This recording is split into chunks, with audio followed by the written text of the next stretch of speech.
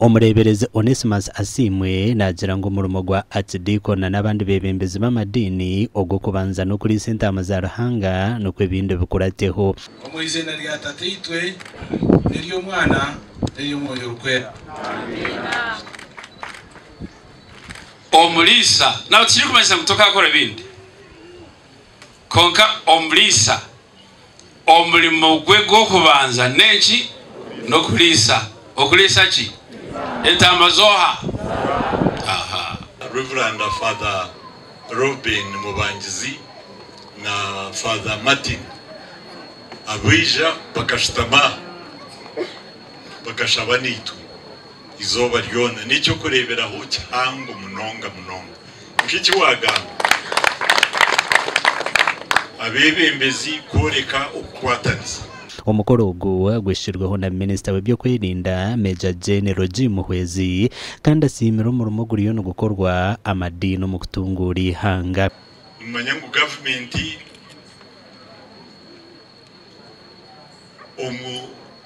tumo muhango egutira mu kubingo bworo omaka parish development model niyo kureta intunguka. Reverend Edison Muhirwo yemekirwe okuba Archdeacon na nekaye baraganiso kutungura Archdeacon ari yakashenye. Nitwakutorasha byo mutwabure nitundumwanto geraki Bishop Nuthiga mukama ryo Muhwezi witu nzakora n'abantu nitoyiturasiye n'abandi bagire batandikireho. Aratangaza Yesu we aratangaza.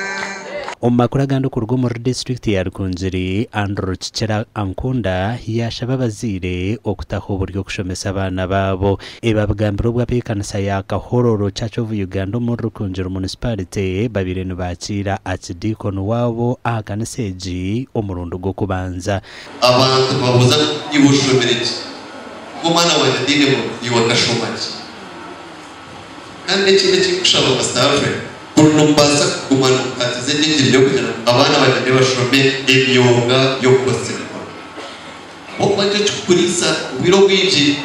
Chichera Ankunda abira ryo mjenye mukora hamukorogo kandi ahijira bicirizo kwejumbiro mu program za government ezigenderire kubiho mu bworo. So mugiye akantu wateka haka akarentansia kuretereki era kuretere akaseto mushaho azakakuri Nahanga ya kweta na waro magaraga taho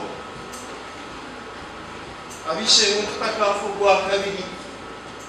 Amakuru agagasha kwa Dan Basibye.